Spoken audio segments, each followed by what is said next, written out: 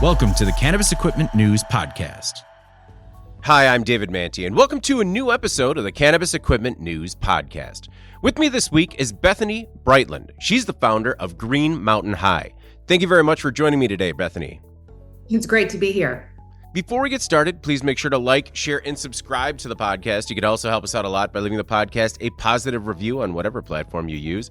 If you want to email the podcast, you can reach me at david@cannabisequipmentnews.com with email the podcast in the subject line.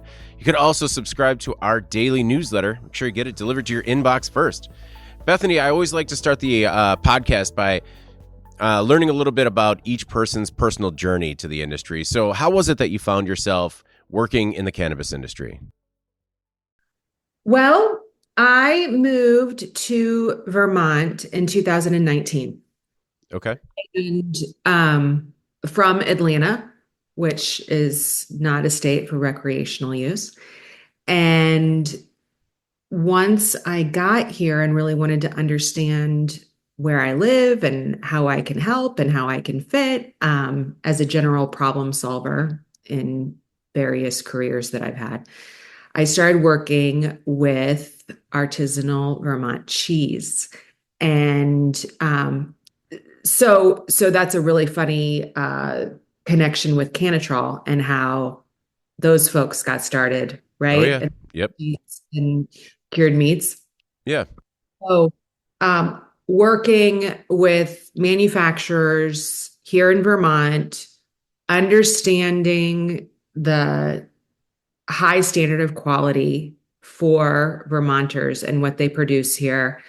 I then was introduced to the cannabis space and saw that there, were hopefully some problems that I could solve, or perhaps a space for me. And also, my neighbors had just gotten their tier 1 cultivating license, and they're like the aunties to my kids. And they said, girl, you got to help us figure some stuff out. And why don't you become a manufacturer? And so leaving cheese, I moved into the cannabis space, and this is my first year. Oh, wow. Well, welcome. And and who are your neighbors? They are Field and Flower Farm, and they are growing outdoor, beautiful, beautiful flower. Okay. What was it like living next to neighbors that had an outdoor grow? Oh, it was great. I mean, their background is in gardening and landscaping. And so, they're always doing something over on their property. And it really didn't change from what they had been doing to then farming cannabis. And in fact, it's something that's becoming rarer and rarer here in the country, and particularly in Vermont, as farms are getting bought up for real estate, to have somebody that on their land is growing something of high quality and bringing it to market. So it was a great thing. Was it the cheese industry that brought you to Vermont, or did you kind of make the move and then look to find your footing? That's exactly right. I made the decision for my family that we needed to get to a place with a little bit of a higher quality of life when it came to the environment, when it came to some Vermont is a very unique space where there's often a closed loop economy, and there's pluses and minuses to that, especially when you're trying to grow a company. But when it comes to quality of living, that was what I wanted a little bit more for my family and their education and food sourcing, et cetera. What are some of those pluses and minuses when it comes to starting a company? I would say that what I observed working in in artisanal cheese marketing is consistent with what I'm finding in the cannabis space, which is some suspicion toward growth, um, and sometimes a little high poppy syndrome. Do you know that term? I don't. What is that? It's like sometimes having a suspicion toward folks that are having great success. Oh, Um, okay. and so there's a very tight knit community of folks that, and that's a real plus. And there's a real understanding of wanting to keep the small folks going. And yet some of the practices, particularly with some of the rulings from the CCB, the Vermont Cannabis Control Board, make it really difficult for small time cultivators, manufacturers, even retail space to grow because of a real cautiousness, and being risk averse. Okay. It sounds like, are you being risk averse with some of your answers, just making sure not to offend? Absolutely, I am. Okay. I could see the wheels turning, and it's just like, oh, she's thinking of who she doesn't want to offend right now. And now Oh, she's, I mean, the fact is that in my humble observation, um, they're in this small economy that folks have been doing it a certain way for a long time. And when there's an idea of business innovation, even advertising, um, thinking outside the box in order to grow, uh, because the end goal is job creation, right? Is to be able to thrive. But in order to do that, you know, that there's unknowns and growing pains and risk. And we just had a situation here in Vermont where a dispensary really fought back with the CCB about being allowed to advertise. We have very strict marketing rules, and yet we need buyers to be able to continue. So how do you do that? yeah. What, I mean, has there been a resolution, or is it kind of still up in the air in terms of whether or not there's going to be any wiggle room on the ad side of things? No, no, no. It has moved forward to where the ad restrictions are much more lenient, Oh, and so um, I it's been too early. I think it's been within maybe 30 days. So to be able to really see those results showing up as, bottom line purchasing.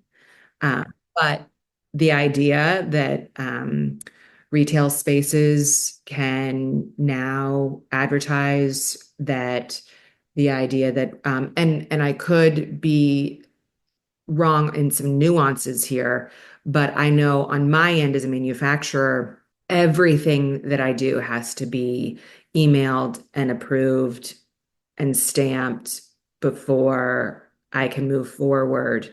And that's a lot of lag time. Um, and that is something that's going to be moving forward to where we don't have to get that high level of approval. in some instances, I understand it, right? Given the nature of the industry, everyone wants to be absolutely careful because it's only legal on a state by state level. But Mm. at the end of the day, to your point, these are huge. The industry is a huge economic driver, huge job creator, one that really kind of flies under the radar because it's not really publicized very well in terms of this, how it stimulates these local economies. And so it seems like it's been very difficult for individual states to kind of thread that needle to make sure they're getting it right and also kind of playing it safe at the same time. Yeah, that is something that as a newcomer with fresh eyes has been really fascinating for me because the licensing was just and like in many states, right? Mm-hmm. And you have a glut of licenses without um, previous studies on population, buying trend, um, the particular demographics as to like typical spending, et cetera. And so you have people, there's so many cultivating licenses right now that the cultivating license has been frozen. But so with the retail, and yet there are unbelievable amounts of retail right now just struggling to keep open because there was not a cautious decision-making process there as to wanting to make sure that these businesses can continue. Um, but there is a great cautiousness toward the public, which I do not fault. I think that that's really responsible. I have two teenagers. As a mom, I think about what they're exposed to, but it has created somewhat of a tension as to this sustainability of the market. Oh yeah, I mean you can't just be handing out licenses to anybody that comes calling and then all of a sudden stifle them at every turn when they're trying to get their business off the ground. That's the conversation. Yeah.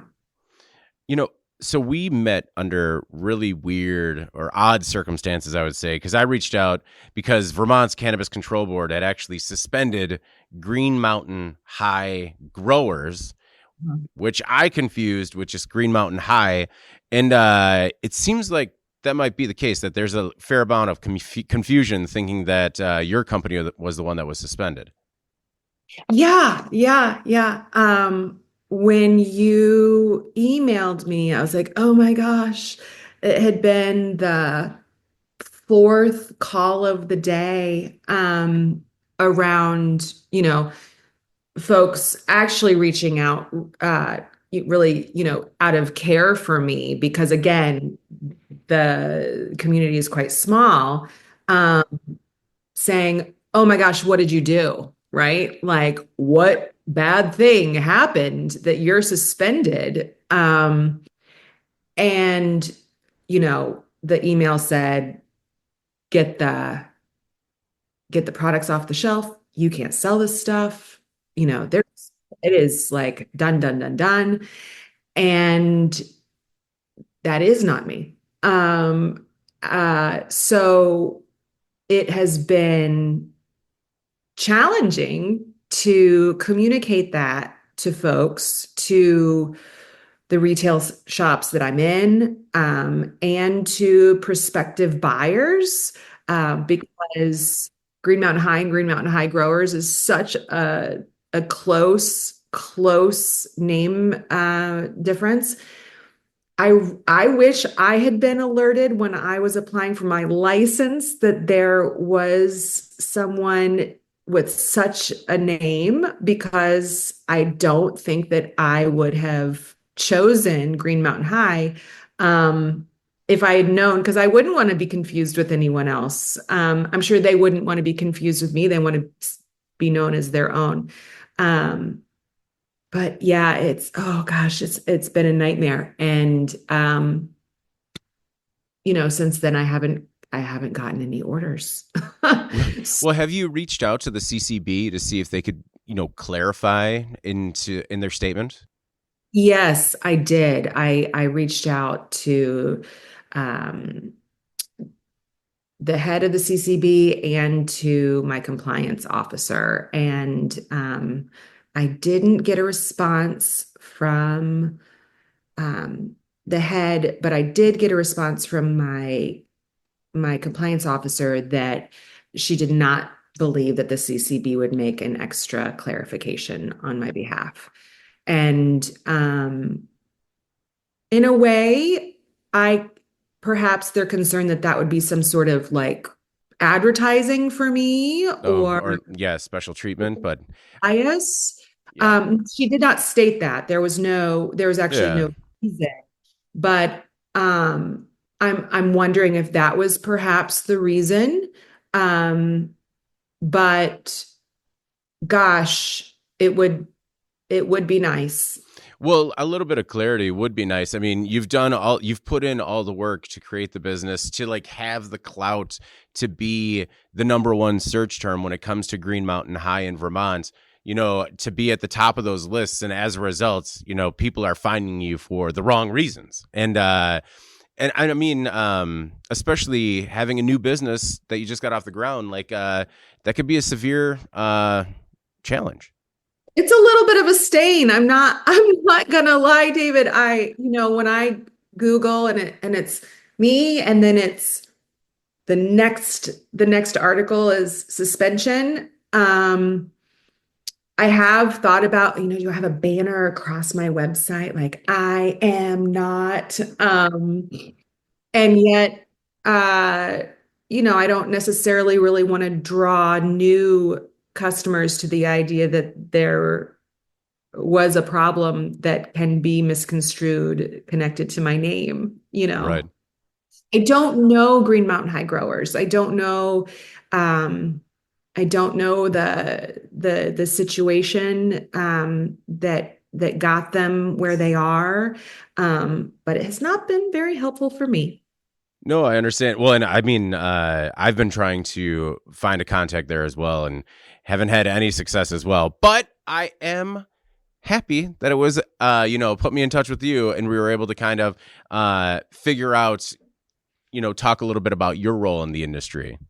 Yeah, thank you. Thank you. I that is how I've chosen to do the reframe myself is going, okay, well, this is an interesting talking point and even a talking point to outside of Vermont because I have a cannabis accessories business line starting out in Vermont when I did not even knowing what was going to happen to our Canadian tourism Mm, plummet hmm. due to uh, political things.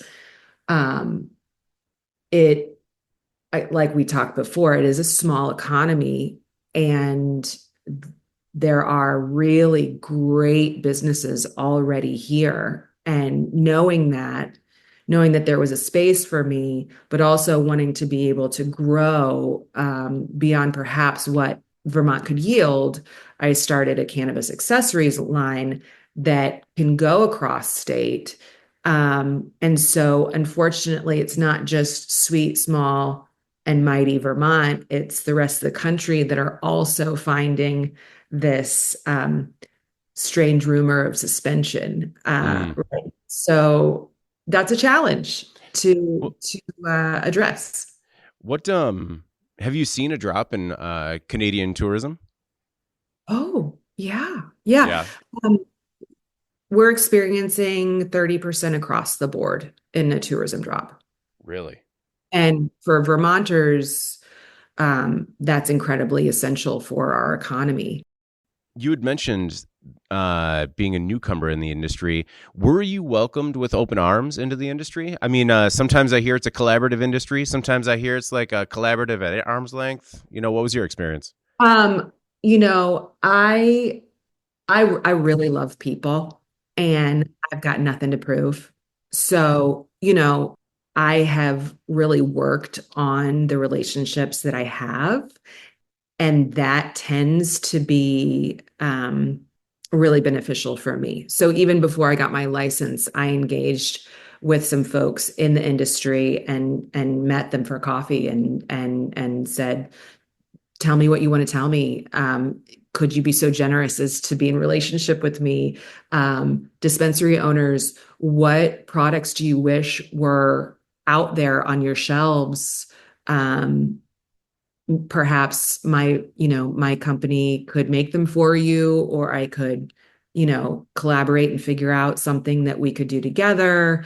Um, I I email my retail clients at least once a week, just checking in. And that has proven to be a really positive experience for me.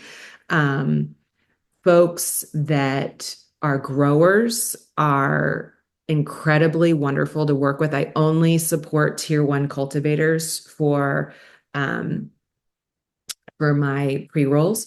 And I love working with tier one cultivators, clearly my neighbors, and then also Honey Tree Farms. And I am like begging Small Family Farm out of East Burke to also collaborate with me. But, um, relationships are really important. And I've found that are really folks are really open to that here. Hopefully we're all going to be in this for a long time. And so there's opportunities to help one another. Well, and now that we've gotten deep into the podcast, kind of bearing the lead a little bit. So what products do you manufacture at Green Mountain High? And then what do you do on the accessory side of the business? Well, right now I am manufacturing a tube style pre-roll, like uh, I call them smokes, and they're like cigarettes with an old school celluloid filter. Actually has a hole out of it, so there's more THC that gets, released for you. But I do those, and they seem to be pretty popular. And then I also sell, and I did not actually manufacture this batch because I wanted to get to market before I could get my lab set up. Um, a hash rosin gummy, and they're done in more artisanal flavors.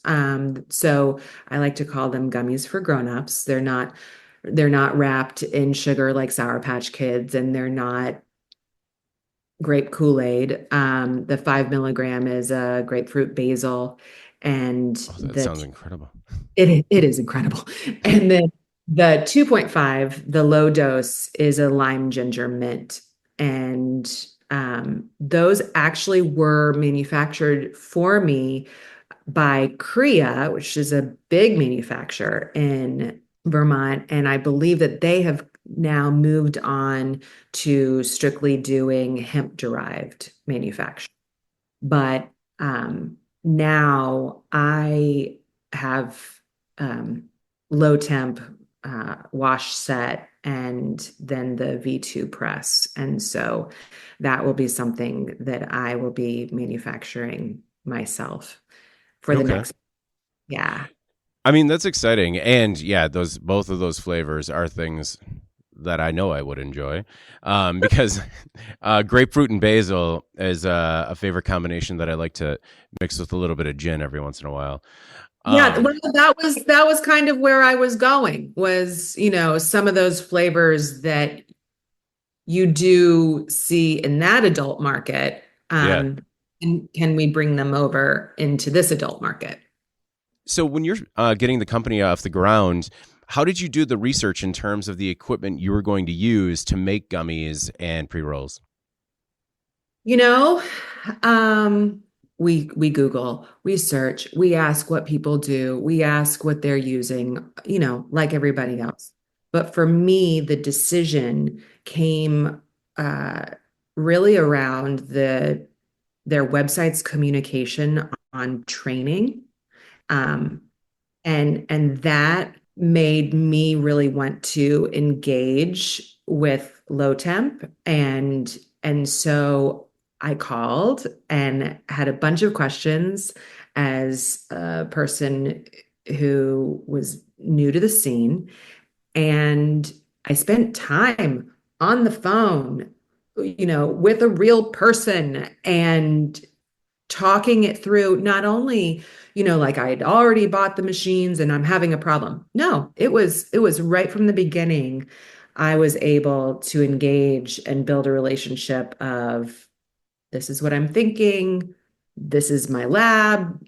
This is, my setup. What do you think would be the best for me?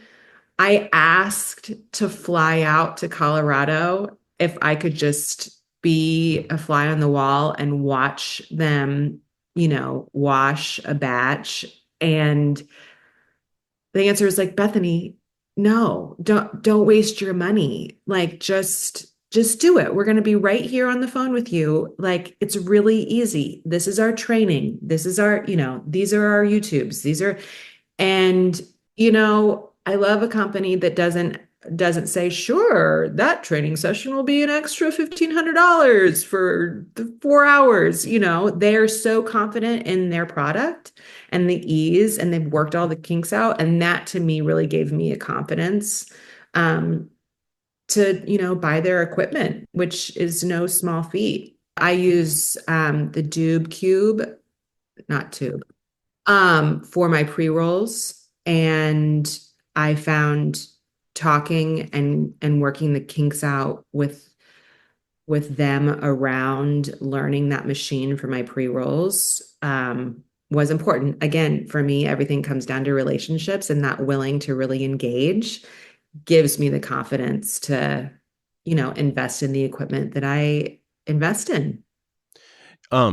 So you're doing everything in house, just getting the raw material from the growers, and then going through the low temp. Did you say it was the V2? Uh-huh. Okay, and then what are you going to be using for the gummy manufacturing? So right now, I have not been able to ramp up with sales to be able to buy a depositor. Oh, okay. So that's going to have to be outsourced. Okay. So making the rosin and then delivering that rosin to another, manufacturer here. And honestly, to partner that way is not something that I'm averse to.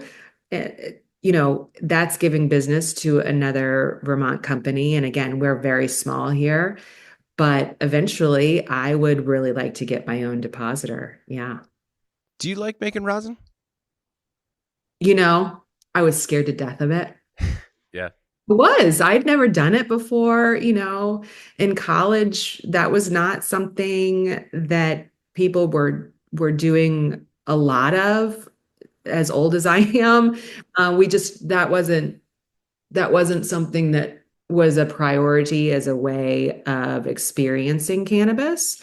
And so learning about it, experiencing it in the market, and then learning about what it took to do it, I was intimidated. Um and now I really do love it. Yeah. Yeah. It's exciting to see what a plant can do. Um, how was the first year gone? I mean, are you happy with sales? Is it as expected? What have been some of the surprises? Um, You know, I think that it's a typical first year. I think that I, at the time of doing my research, my training, working on licensing, all of that for 2024, the market looked very, very different than where it is now. And and so the concept of going high and having the best of the best and kind of, I wouldn't say luxury brand because I'm very outdoor focused, but it's a higher end brand with the best ingredients, as organic as you can get. The flavors match that high end profile, et cetera, et cetera. There was a real viability in folks wanting that sort of cannabis experience. And we're winding down on 2025 and what's happened economically and what's happened locally without the Canadian tourism. It's really a race to the bottom, 100%. And so I've had to, finagle my pricing and figure out how I can next round. I'll never go to distillate, but um how can I make things in a way that are more affordable for the consumer? That's something that I have to think about all the time. Where do you you said that you only source from tier one growers. How did you make that decision? And what is sort of your vetting process? Other than just reaching across the gate, so to speak, with your neighbor, like what is your vetting process when it comes to bringing a new partner online? Well, supporting tier one cultivators feels very consistent with my experience of um, understanding the artisanal food scene here in Vermont. There are people doing cottage businesses, as in like out of their home, that are producing some of, and then also larger companies that are producing some of the greatest cheese that's coming out of the country. And it's first name basis, and it's knowing everybody that's in the line of their production. And when I experienced that, um, I I didn't ever want to go corporate or large company again. Um, I really like seeing farmers that are either doing it alone or have a very small crew that daily go out and talk to their plants. The guy who taught me how to make hash is Small Family Farms, Prescott Small out of East Berkeley. He's one of the guys that I'm like begging to make buy his flower. His flower is so good, it's hard to buy, it sells out. And he plays classic rock to his plants every day, and he's in talking to the plants, and he looks like he's like an old rocker who is a mad genius when it comes to flower propagation, when it comes to harvest. I mean, he's dialed it in so unbelievably well. And that kind of personal relationship with his plants makes me want to have a personal relationship with him and his wife, Alex, and sell for them, basically. That really, I love that. So that's a big part of the vetting process is their own commitment to their growing. No, if you're going to manufacture a premium product, you want to make sure that you're using premium materials. I mean, and it is just simply easier to do business with people that you're kind of on the same wavelength with in terms of, your work ethic and creed. Yeah, absolutely. And a lot of these people, I guess, would be seen as competition. Mm-hmm. Yes, like everyone has their own brand that that I buy from. They have their pre-rolls made. Honey Tree Farm has their hash made. They're fully in their own business, and that could be seen as a competitive relationship. And when I have tried to engage larger companies that have an integrated license, um, there there has been a little bit of a feeling of competition. And yet, when I'm talking to a tier one grower who has their products out on the shelf at the local dispensary, just like me, um, there's none of that. We truly want goodness for both. And that to me is how I want to work. You had mentioned Canatrol at the top. Did you have a relationship with that company coming from the cheese industry? No, I just had heard about them and was incredibly impressed at the innovation. And I don't know why they aren't like their name isn't at every grow, because what they're doing is is helping the industry create the absolute finest product that that grower can. I mean, it's up to the grower, up to that tent, and when it gets in that tent, it's absolutely preserved. Not, it feels like nothing can go wrong. And that to me is really the way forward for medical, for recreation. I love to see innovation. I love to see people doing creative things.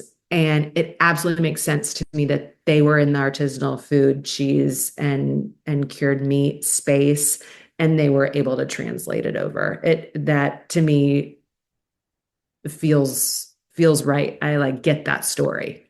Oh yeah, no, it was a natural transition in their mind. How did the family feel when you said that you're going to make the decision? Just like, hey, I'm getting out of cheese, going into cannabis. What do you think? Um, you know, so we all have lived a lot of different lives, and so for my kids, they're like, oh yeah, well, mom's like a published poet and mom's a social activist and mom's been a teacher and mom's really into cheese and now mom's into cannabis. And so for them, it was just like, sure, mom, like whatever, like this is the next problem to solve and you really like doing that, And so for them it wasn't as hard of a sell as it was for me, going, wow, I can't believe I'm going to cannabis.